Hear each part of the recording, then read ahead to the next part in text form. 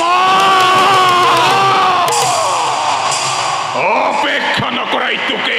বন্ধুৰাজে ভীষ্ম ৰণ হাজাৰে দুই ভদ্ৰী তোৰ সন্মুখে ভদ্ৰী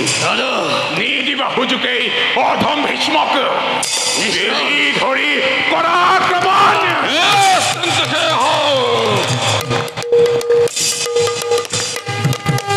অরে রাম রাম মহাক্রোধে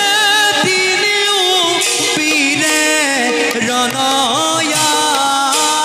রণয়ারম্ভিলা রে রাম রাম পদব বকুমতি কম্পিবে লাগিলা রে পদব বকুমতি কম্পিবে লাগিলা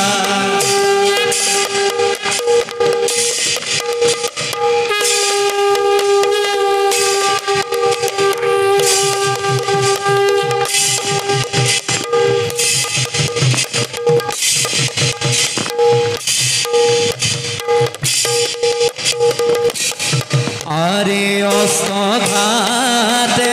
দয়ুভাত্রি ভূমিত পরিলায়ারে রাম হরি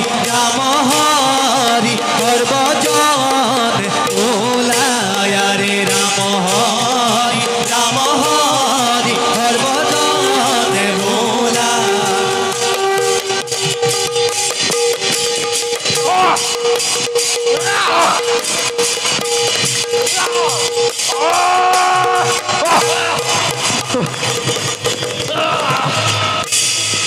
নরোত্তম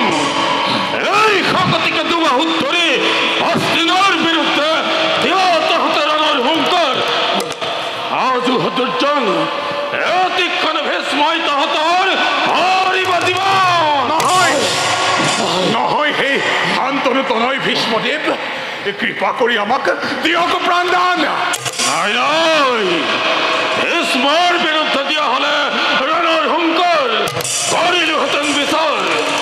কিন্তু হস্তিনাৰ খতৰুক ভীষ্মই কদাপিও নকৰে ক্ষমা নহয় দেৱ আপুনি মহান নিচিনি হস্তিনাৰ শকতিক কৰিলো আমি অপৰাধ হে দেৱ কৃপা কৰি আমাক দিয়ক প্ৰাণদান হে দেৱ চিৰদিন হৈ থাকিম আমি হস্তিনাৰ দাস ভাতৃ দিয়া জয়কাৰ ভীষ্মদেৱৰ জয় ভীষ্মদেৱৰ দ্বিতীয় জয়কাৰ দে হস্তিনাৰ নামত জয় হস্তিনাপুৰৰ জয় জয় হস্তিনাপুৰৰ জয় জয় হস্তিনাপুৰৰ জয় জয় জয় নৱৰীয়ৰ কোনো বচন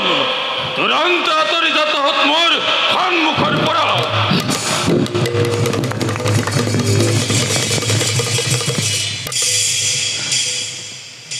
ৰিক্ত কৰি আৰু